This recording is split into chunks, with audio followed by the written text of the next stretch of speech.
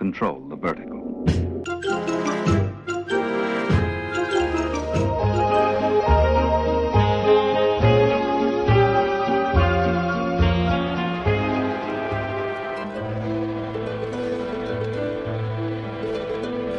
Welcome to Anthologic, the TV anthology podcast.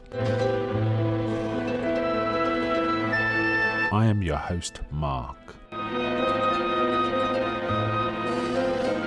Anthologic is a podcast dedicated to exploring the good, the bad, and the odd of horror, science fiction, and the best of mystery suspense anthology shows and series on TV.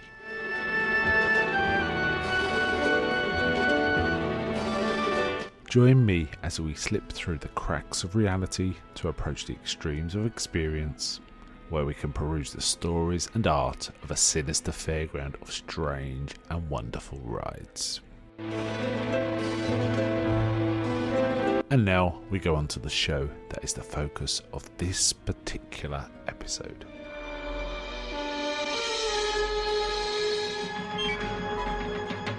Welcome to this episode of Anthologic with your host Mark.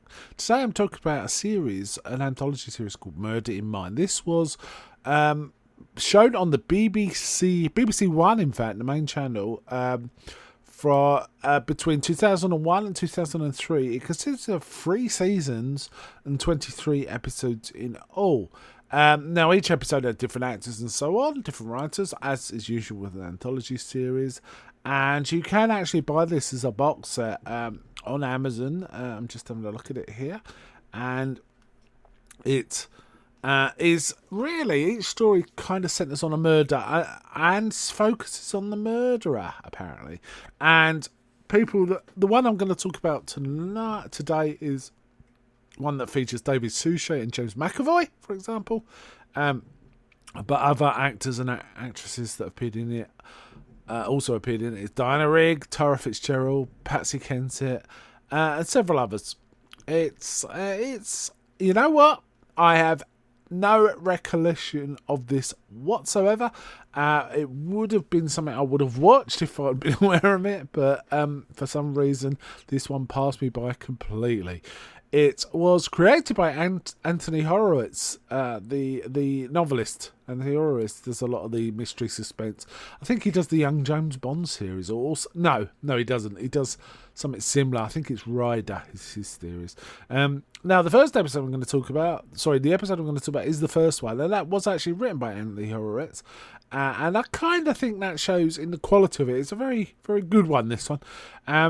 But there are various other writers throughout, and it kind of features quite a lot of British actors from that kind of time period. I mentioned a few other examples of Timothy West, Tim Healy, Kevin Whatley, Denise Van Outen, Pauline Quirk, who has chops in other anthology series. I talked about her episode of Beast, I believe, if I remember rightly.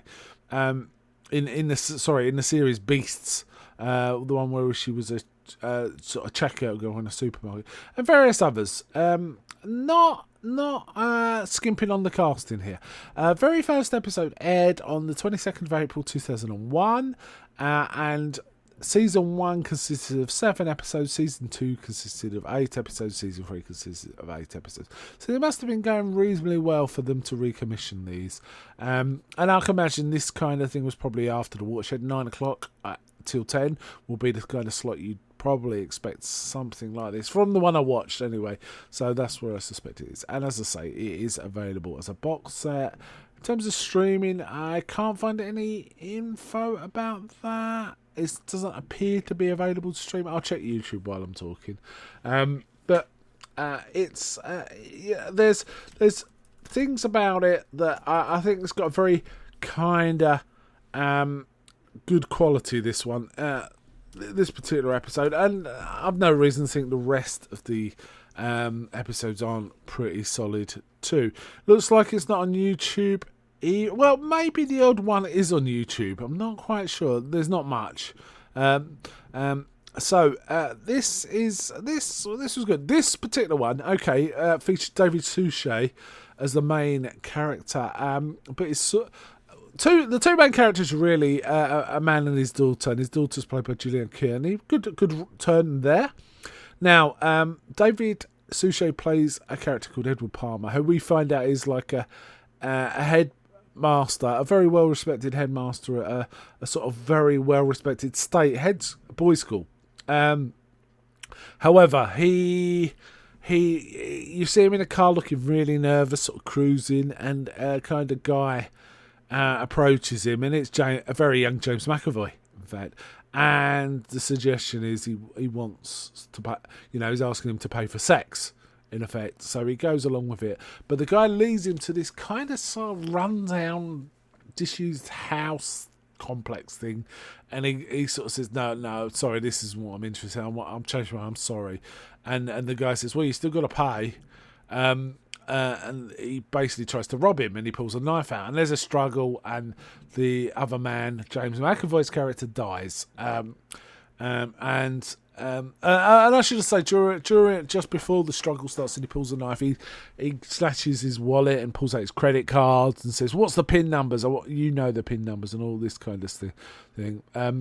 But there's a struggle. He's killed, and he runs away.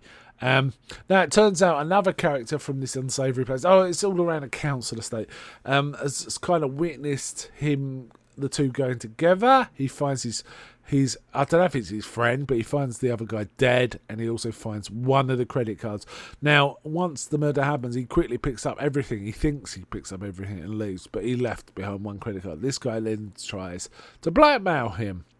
In the meantime, we also find out in his real life he is in the frame to get a job with Ofsted, to move up the ladder quite considerably. It's quite an interesting thing. It's even in the local news, and that is how the other guy kind of recognises him, and once he's in the news, thinks he's a celebrity, therefore he has to pay more money.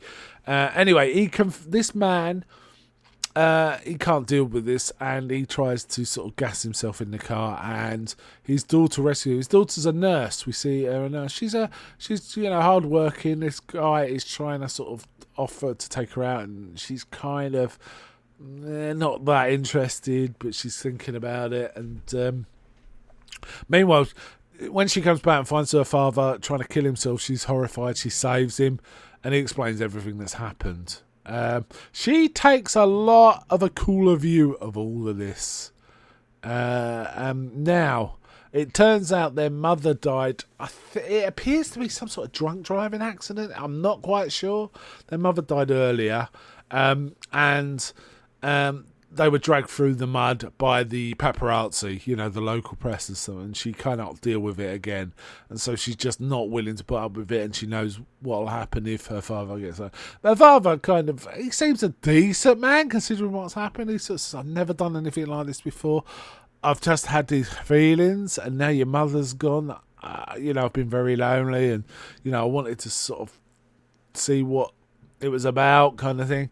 But she's more like, right, we've got to sort this out. Now, I have to say it takes a very interesting turn, and the characters are kind of cool. David Suchet's character is indeed quite sympathetic and really struggling with what he's done, where she is much cooler and not bothered at all by what I'm have to say. She becomes kind of murderous in her own way, because they're dealing with the blackmailer is kind of a junkie and stuff like that. She has access to drugs, particularly through this man that's kind of interested in her. She flirts with him kind of to get access to sort of more deadly stuff, or druggy related stuff, and it's kind of an interesting one.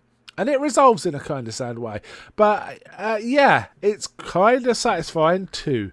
I enjoyed this one greatly. I think this is a high quality series from the look of this one. I've no reason to think it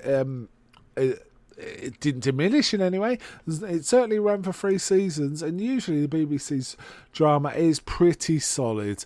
So I think there's some good stuff around this one. It did taper off in ratings towards the end of the 3rd season, which probably explains why it wasn't renewed. But it does deal with people in difficult circumstances. I'll try and read out a few to give you a feel for the kind of stories. There's one where a man discovers his wife having an affair, and he gets approached by a problem solver, obviously some sort of contract killer to help with a solution. There's that. There's I don't want to read them all out, but I'm just trying to. So one's got horrible neighbours, dealing with horrible neighbours. So there's kind of things like that, and infatuations, and getting scorned, and all sorts of things like that. There's also ones about murder for money, that kind of business. So there's all sorts of interesting stuff going on in this series. I think I would give this a strong recommend, actually, from the strength of this one. It feels pretty solid. To buy the box set, I'm just having a quick look on Amazon. It's £20 for a new box set. You can probably get it cheaper. It looks like people are selling it dirt cheap second hand, by the way. So that's it on the UK Amazon. But this was a solid take. You know what? I might even buy this, but we'll see. I think this is a solid one. Murder in Mind. I can't remember how I came to this, but it was recently, and I think I saw it mentioned in a magazine article, or someone was mentioning there's these sort of series like, for example, Murder in Mind, that deal with this kind of thing. And I thought, I'd never heard of that. Looked into it. It fitted the wheelhouse for this podcast. So yeah, I jumped straight on that. So, yeah, Murder in Mind. Very solid. Big recommend. I'm going to wind it up there. Before I go, may I ask, is anybody out there?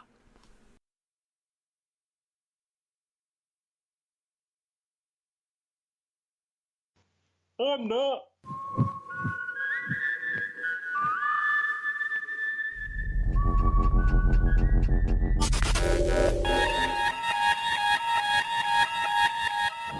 We now return control of your television set to you until next week at this same time, when the control voice will take you to